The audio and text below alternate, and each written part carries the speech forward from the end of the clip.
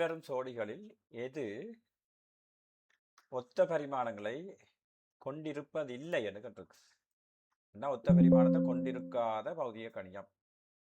Okay, பார்த்த உடனே நாங்கள் சொல்லலாம் தகைப்பும் அமுக்கம் ஒரே அலகு. தகைப்பண்டா விஷயங்கள் பெறப்பளவு, அமுக்கமண்டா விஷயங்கள் பெறப்பளவு ஒரே அலகு. ஒத்த பரிமாணங்களை கொண்டிருக்காது. அப்படி என்றால் உந்தம் கணத்தாக்கும் இந்த மாற்றம் என்று படிச்சிருக்கோம். அப்போ அதுவும் வராது. வேலையின் சக்தியும் ஒரே அலகு, அப்போ ஒரே பரிமாணம். கதியும் வகவும் ஒரே அலகு பரிமாணம். விசையும் பரப்பளவையும் விட மூன்றாவது தான் விசை. அடுத்தது பரப்பளவை. விசை என்றால் அலகை பார்த்தோம் என்றால் நியூட்டன். இது நியூட்டன். மீட்டர் -1 என்றால் பரிமாணம். இவருக்கு MLT-2 வேண்டும். இவருக்கு MT-2 வேண்டும்.